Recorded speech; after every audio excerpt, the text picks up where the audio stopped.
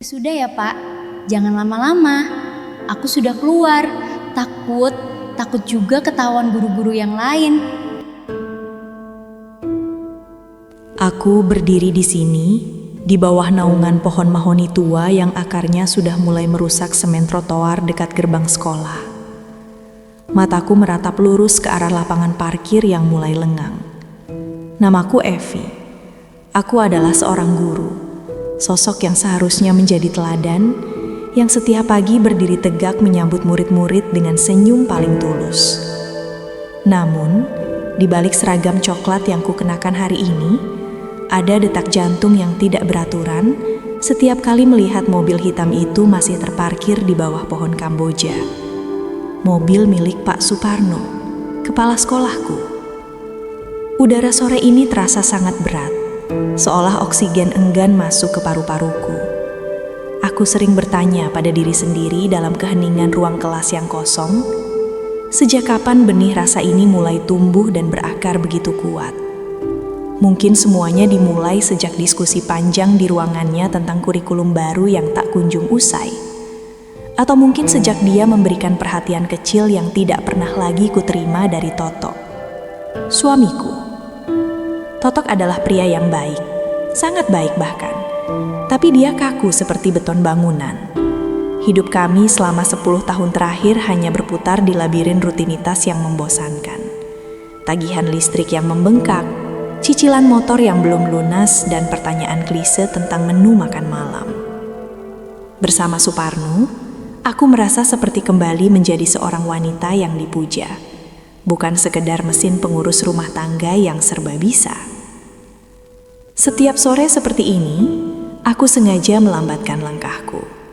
Aku sering berpura-pura memeriksa tas atau merapikan sepatu.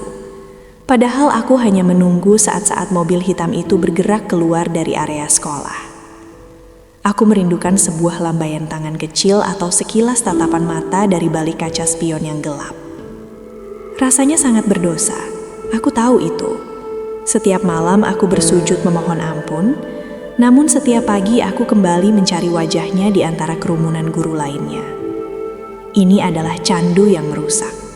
Namun aku belum ingin sembuh. Aku mencintai profesiku, aku mencintai murid-muridku. Tapi entah mengapa, takdir membawaku mencintai pria yang seharusnya hanya menjadi sosok atasan yang kuhormati. Sore ini, matahari mulai tergelincir ke ufuk barat, menciptakan bayangan panjang di lapangan sekolah. Aku melihat Pak Suparno berjalan keluar dari kantornya.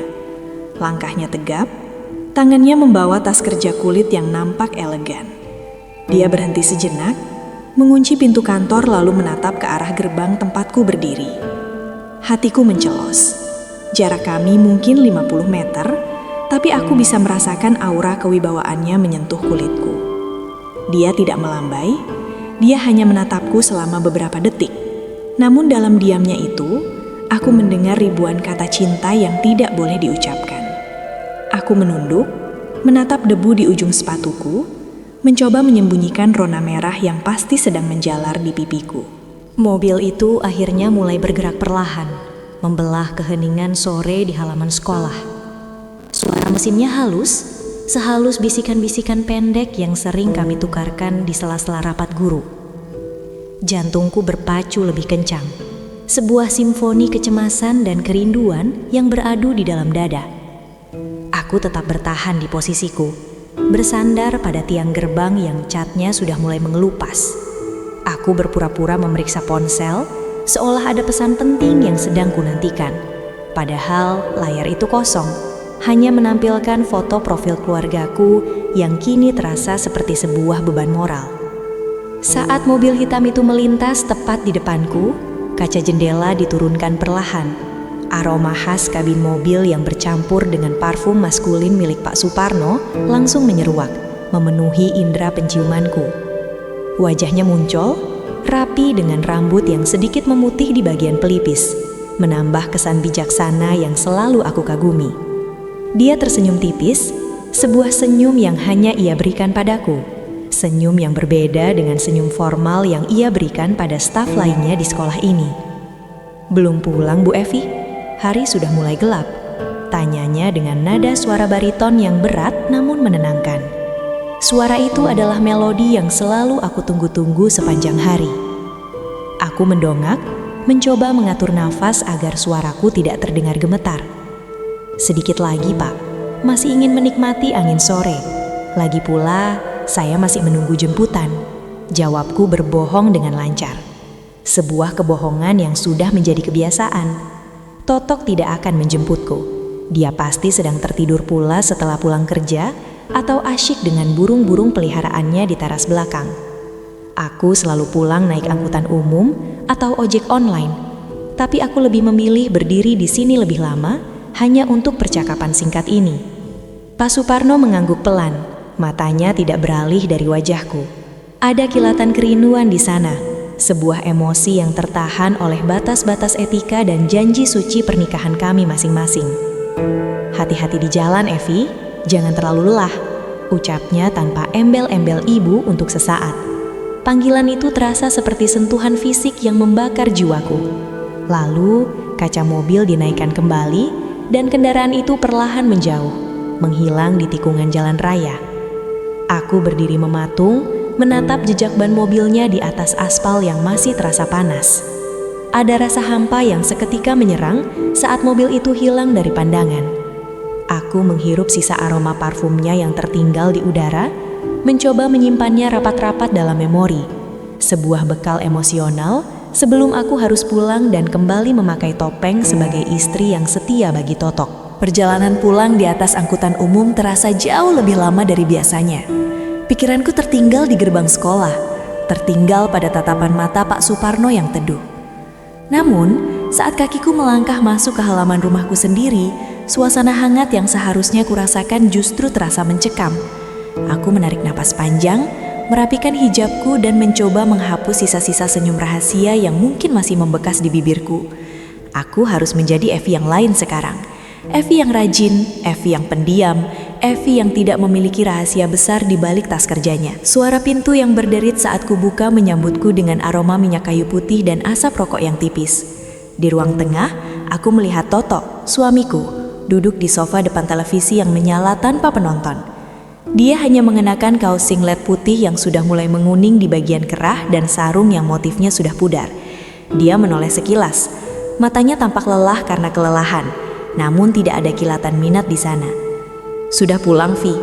Masak air sana, aku mau kopi," katanya datar tanpa beranjak dari posisinya.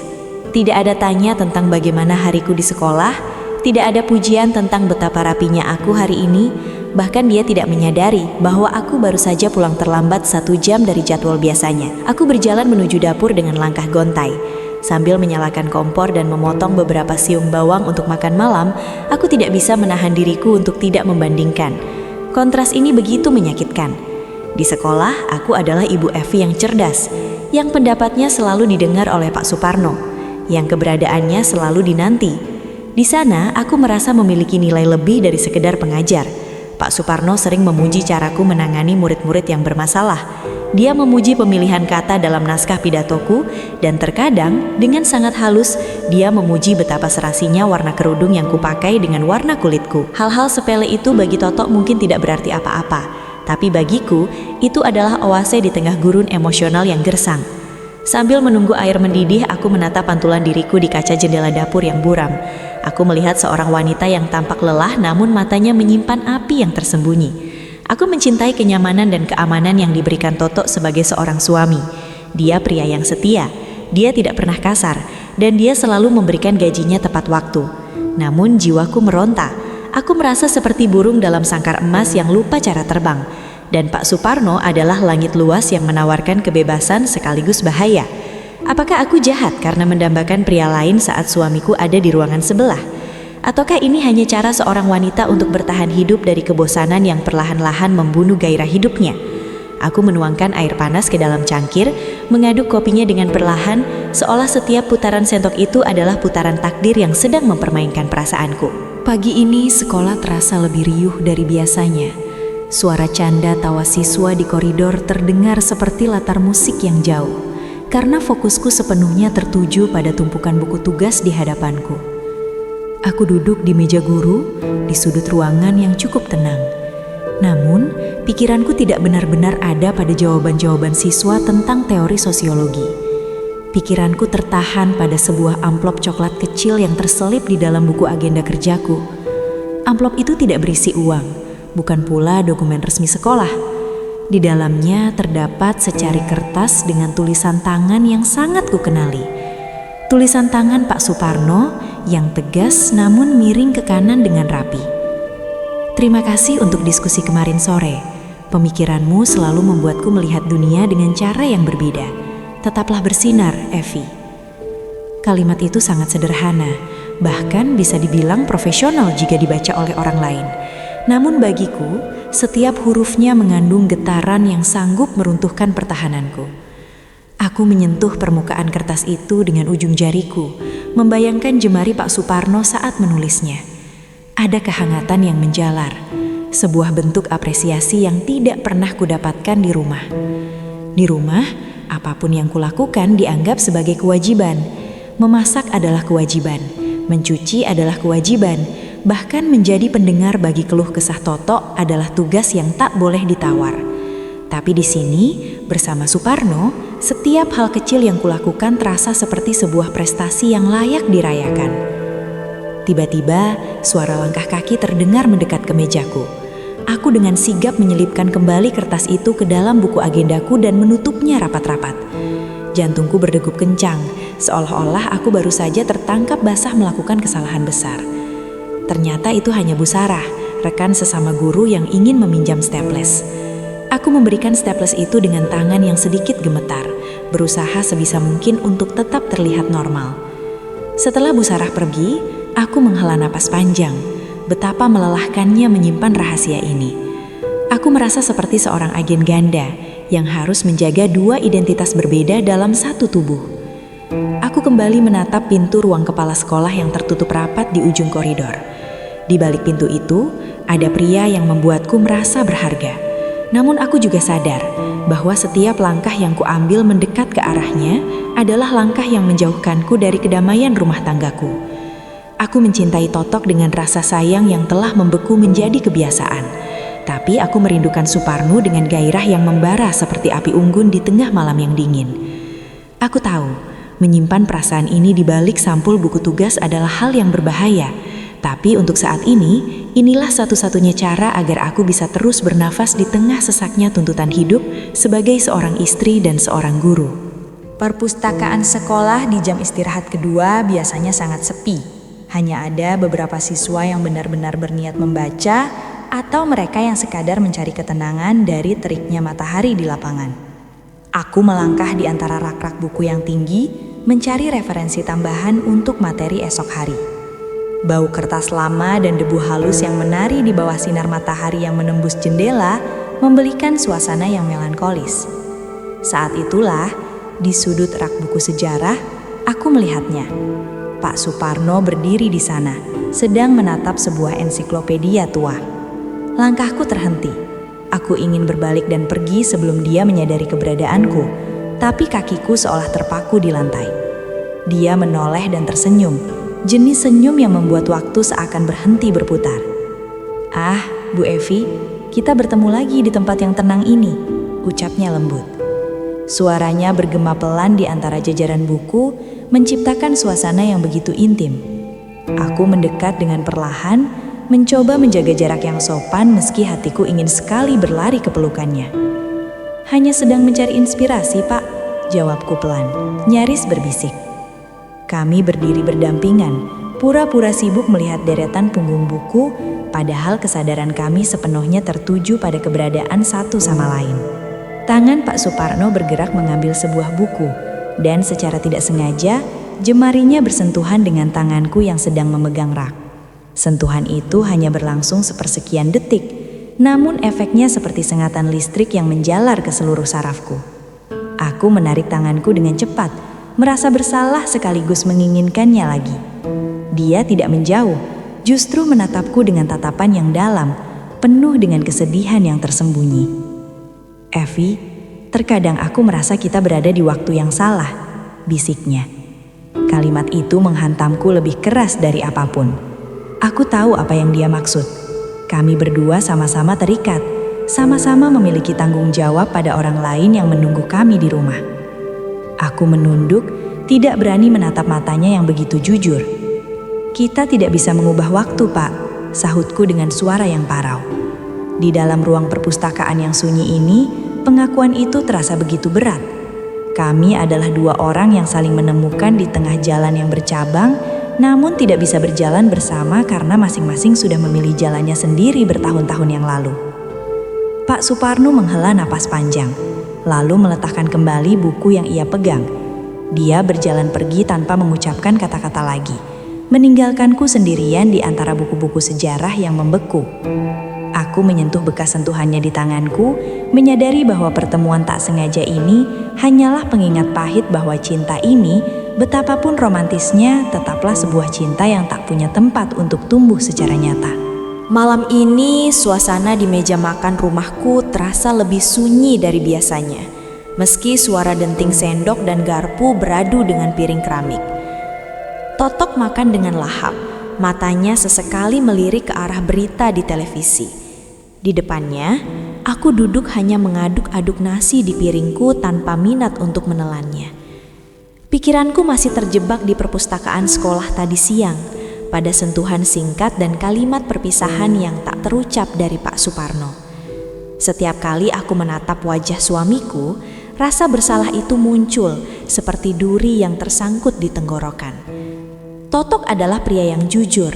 Dia tidak pernah menyembunyikan apapun dariku. Sementara aku menyimpan seluruh dunia lain di dalam kepalaku. "Masakanmu hari ini agak hambar, Vi. Kurang garam ya?"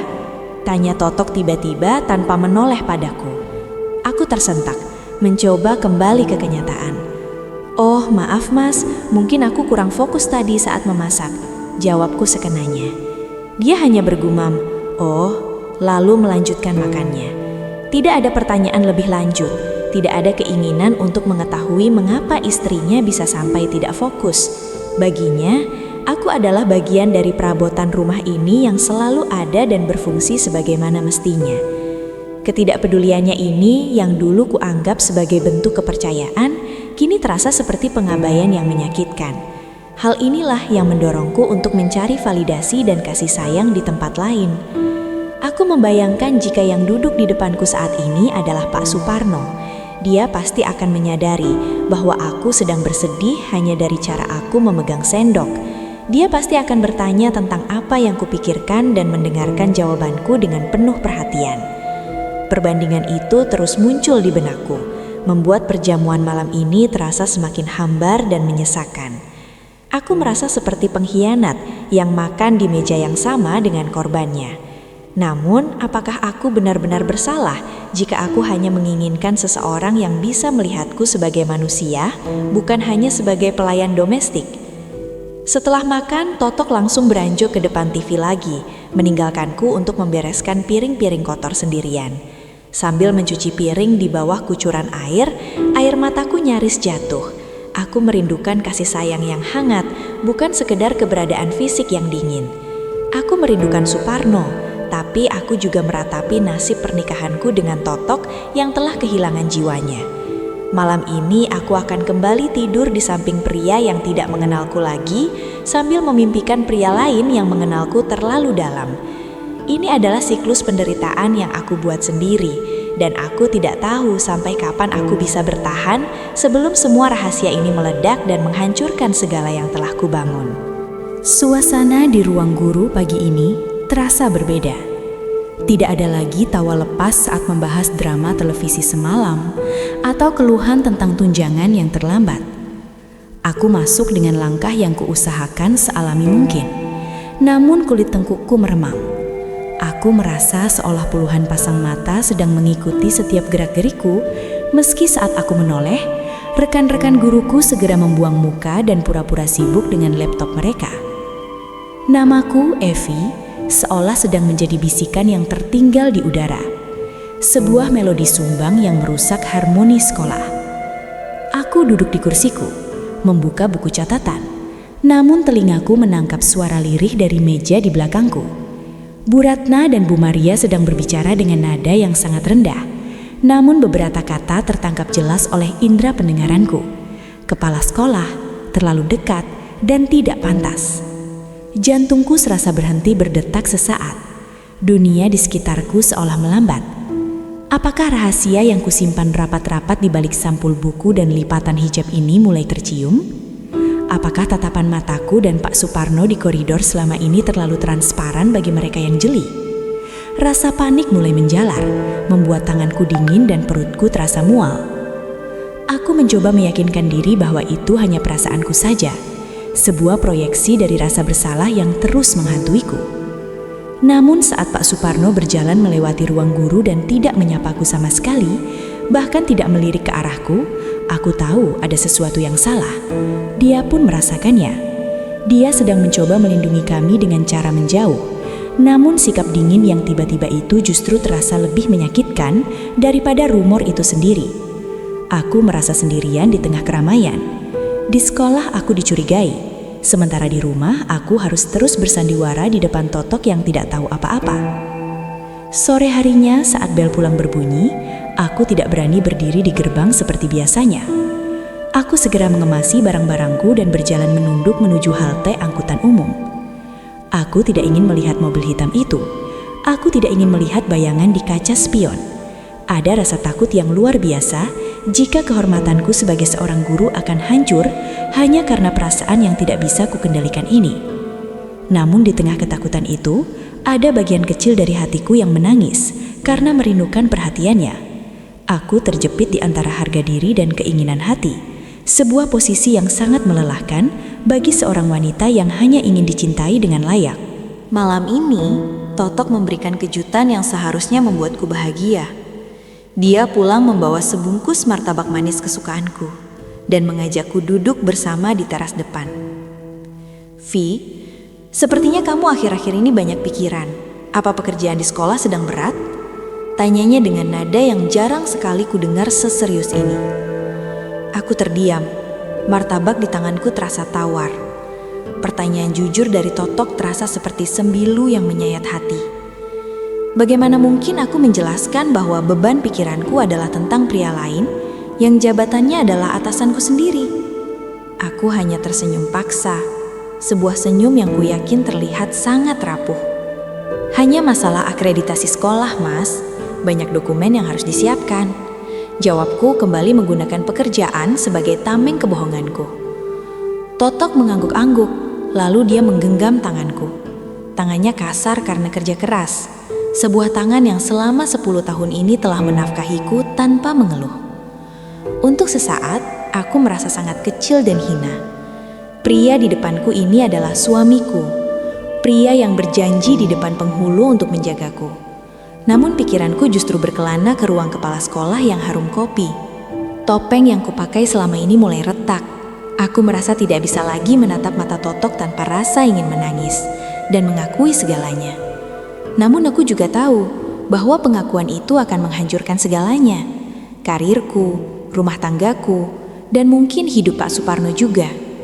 Aku terjebak dalam kesetiaan yang terpaksa dan cinta yang terlarang.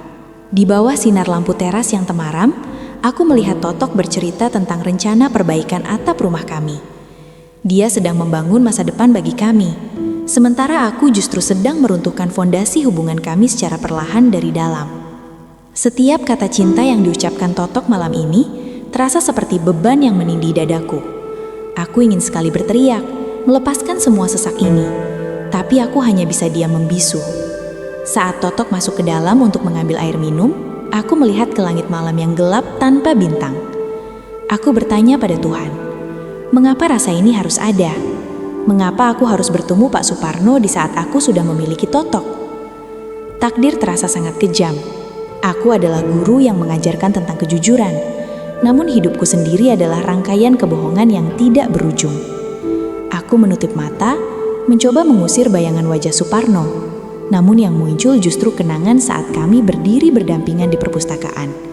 Sebuah momen singkat yang kini terasa seperti awal dari kehancuranku. Besok adalah hari perayaan ulang tahun sekolah. Semua guru sibuk dengan persiapan panggung dan dekorasi. Namun, aku menerima sebuah nota kecil yang diselipkan oleh pesuruh sekolah saat aku sedang di kamar mandi. Temui aku di ruang musik setelah jam sekolah usai. Kita perlu bicara.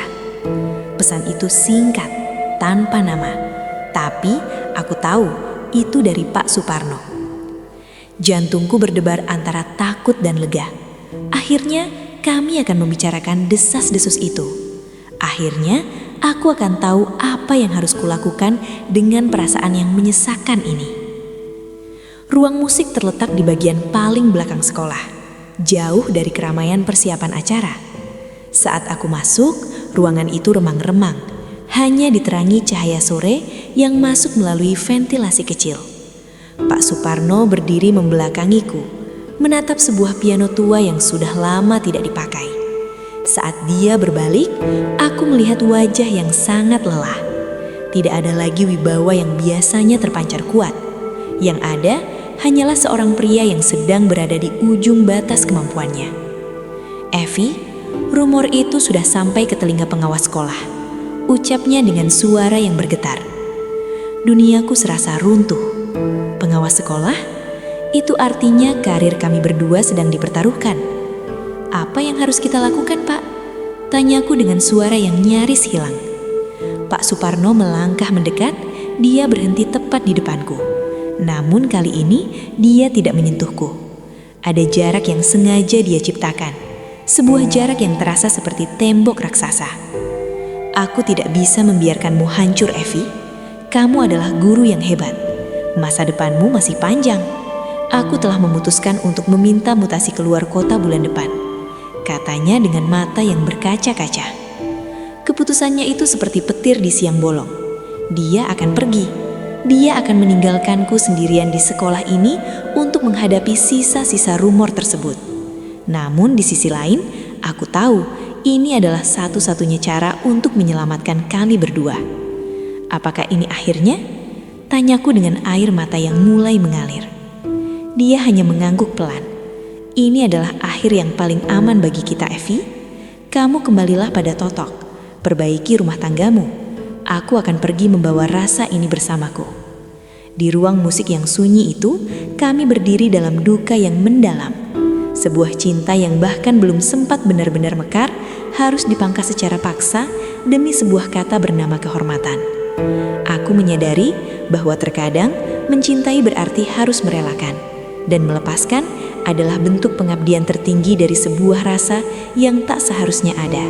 Hari ini adalah hari terakhir Pak Suparno berada di sekolah ini. Suasana perpisahan di aula tadi terasa sangat formal dan penuh kepura-puraan yang menyesakkan. Semua guru memberikan ucapan selamat jalan, memuji dedikasinya, dan berfoto bersama. Aku hanya berdiri di barisan paling belakang, tersenyum tipis sambil menahan sesak yang luar biasa di dada. Kami tidak sempat bicara sepatah kata pun secara pribadi. Hanya ada satu tatapan singkat saat ia menerima kenang-kenangan dari sekolah. Sebuah tatapan yang mengatakan, "Terima kasih untuk semuanya dan maafkan aku." Kini, aku kembali berdiri di posisiku yang biasa, di bawah pohon mahoni tua dekat gerbang sekolah. Matahari sore ini berwarna jingga kemerahan, menciptakan suasana yang begitu puitis sekaligus menyedihkan.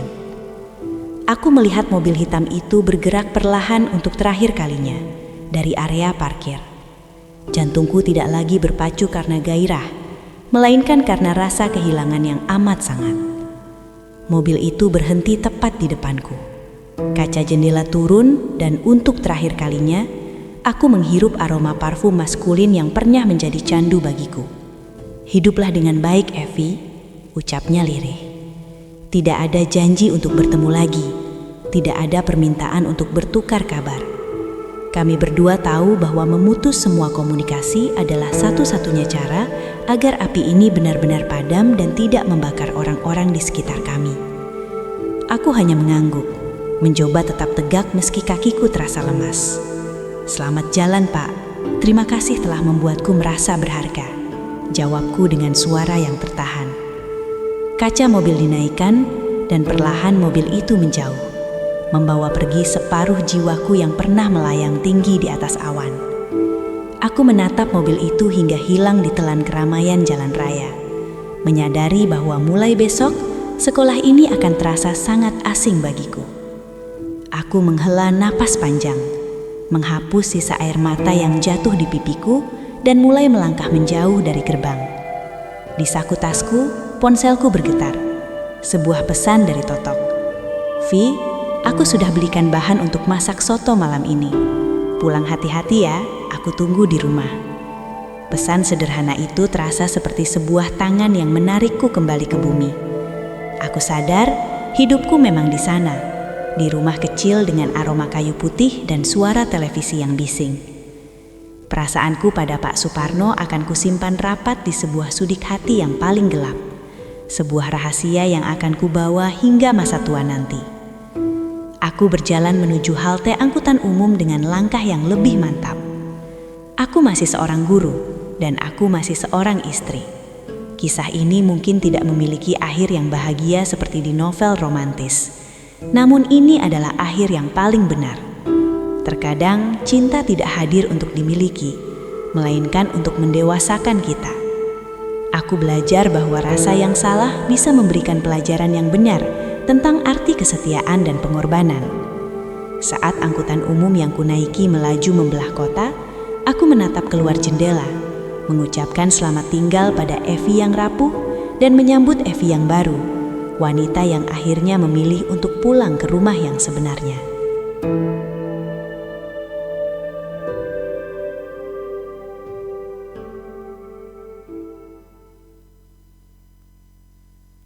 Untuk kutinggali sendiri sejak suamiku